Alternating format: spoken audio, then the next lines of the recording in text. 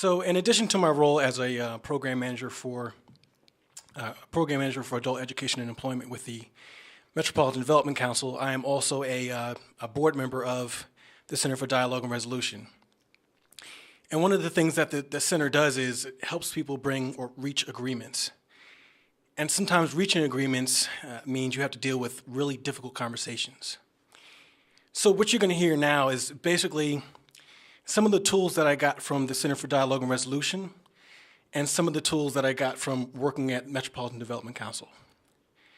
So I just started working at the MDC, and I was being asked to deliver some reports. And as you guys know, some of these reports allow you to look at your performance metrics, see how things are actually going, and then do performance improvement.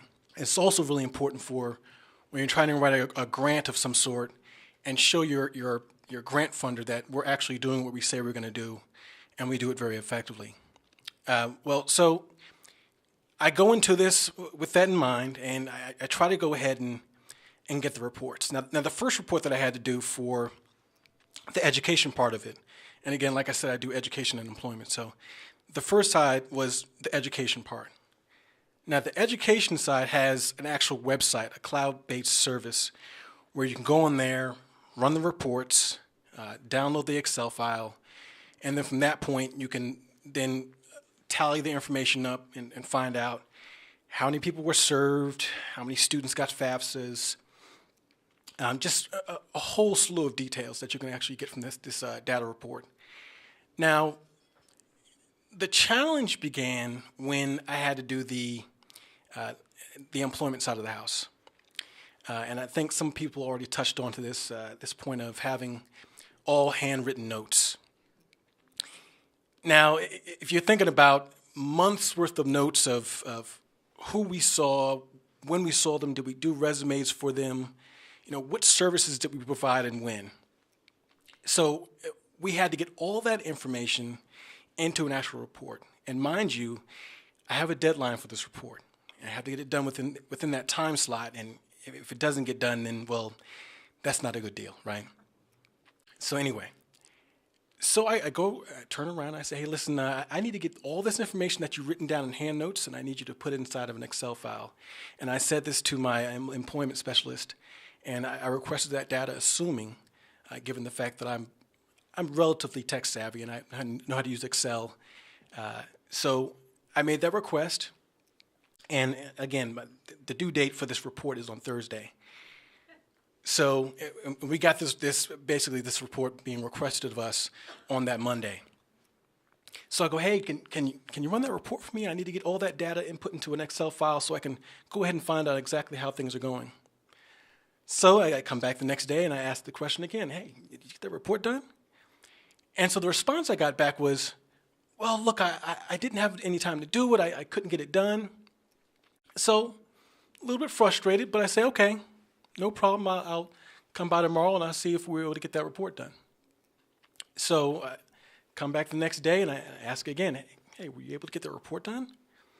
And again, I'm relatively tech savvy, so I know how to use all these Excel files and tally all the information.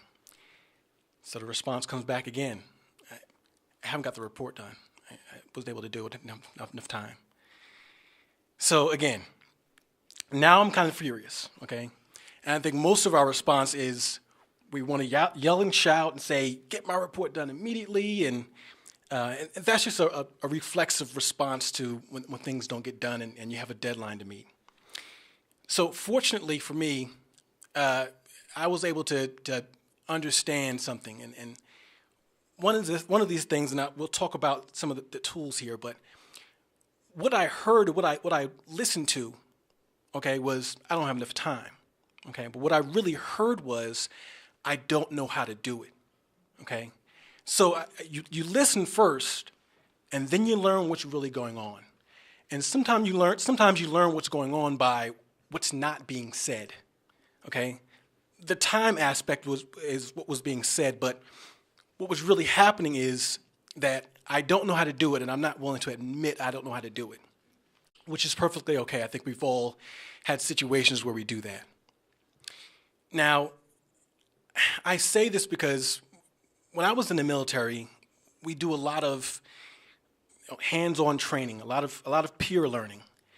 And we kind of live by the concept of each one teach one, okay? Because we know that peer learning is what makes our organizations adaptable. If you can't share information and teach each other what's going on the battlefield, then you can't respond to changes when they occur. Now, I took that a next step further because I had to make sure I took that lesson and shared it with her. Now, for all the people here that are in the social services sector, we don't get involved in the social services to be Excel gurus. That's not part of what we do. We're there to actually help people. That's what we got into the business to do. If we wanted to be an IT person, I know somebody raised their hand that they were an IT person over here. God bless you. I definitely would not want to do that. But I have enough skills where I'm able to research the data, find out what's going on, and make adjustments on the fly. So anyway, I took those lessons from the military and my knowledge of the program, and I went ahead and I started teaching bit by bit to my employment specialist how to do this. Now, this took me some time. It didn't happen overnight, but progressively, she learned how to use the program. First, understanding what the columns do, what the rows do, how to input the actual equations, and eventually tallying the information herself. Now, the first report I did myself, okay? I had to meet the deadline, so I was able to just put the shell of the program together for her so she'd have something to work off of. And that's perfectly okay. Sometimes you have to do that to get a running start into what's going on. But essentially, this goes to what the CDR does. You listen, you learn, you talk, and you act. I listened to what was being said.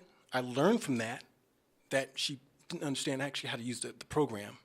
I talked to her progressively over the months and weeks, well, not months, but the weeks. And I talked to her about exactly how you use the program and how it's supposed to be done, how you're supposed to tally the information, and why this information is important. And we acted together as a union, if you will, and building that relationship of trust and that culture of learning that we built there.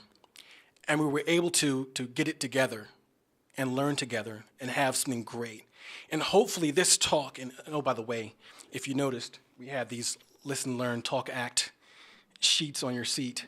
So little plug for the CDR. But anyway, hopefully you guys can take my story and use it in your organizations to help teach people about technology and just a way forward of doing things. So be patient, use this lesson, and I appreciate it.